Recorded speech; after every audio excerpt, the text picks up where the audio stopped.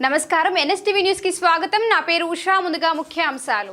శ్రీ వ్యాసాశ్రమం పూర్వస్థితి రావాలంటే పాత కమిటీని రద్దు చేయాలి. పూర్వ విద్యార్థులు ఆధ్యాత్మిక సాధువులతో మరొకసారి సీఎం గారిని కలపనున్న కోలా ఆనంద్. ఒక పవిత్రమైన ఆధ్యాత్మిక సంస్థను పరిరక్షించాలనే బాధ్యతతో, ధర్మాన్ని కాపాడాలనే సంకల్పంతో సనాతన ధర్మంలో భాగంగానే శ్రీ వ్యాసాశ్రమం పూర్వ వైభవం కోసం దేనికైనా సిద్ధమని భారతీయ జనతా పార్టీ రాష్ట్ర ఉపాధ్యక్షులు కోలా ఆనంద్ మీడియా సమావేశంలో తన ఆవేదన వ్యక్తం చేశారు. సద్గురు మహర్షి శ్రీ మలయాళ స్వాములు వారు స్థాపించిన శ్రీ వ్యాసాశ్రమం ఒక సాధారణ ఆశ్రమం కాదు. అది ఆధ్యాత్మిక చైతన్యానికి, విద్యకు, సేవకు, త్యాగానికి ప్రతీక.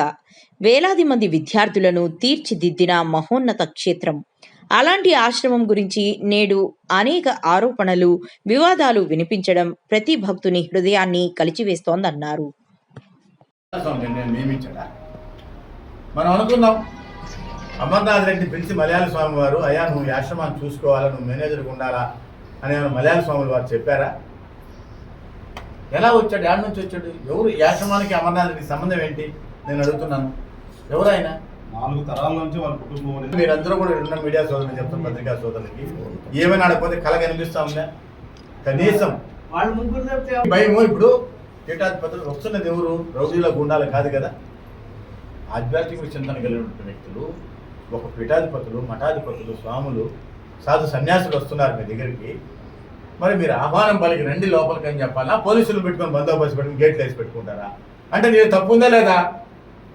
నీళ్ళు అవినీతి ఉందా లేదా? నీళ్ళు అవతాకులు ఉన్నాయా లేదా?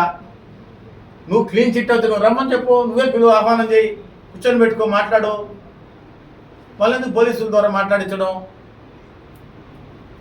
పోలీసు బందోబస్తు దేనికండి? వచ్చింది ఎవరండి?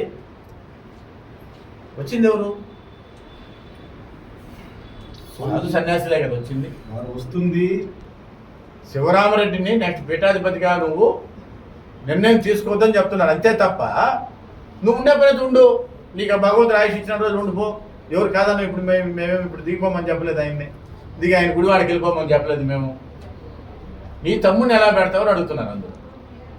అమర్నాథ్ రెడ్డి దయచేసి ఎక్కడి నుంచి వచ్చాడు ఆడికి వెళ్ళిపోమని మాత్రం అందరూ కోరుకుంటున్నారు.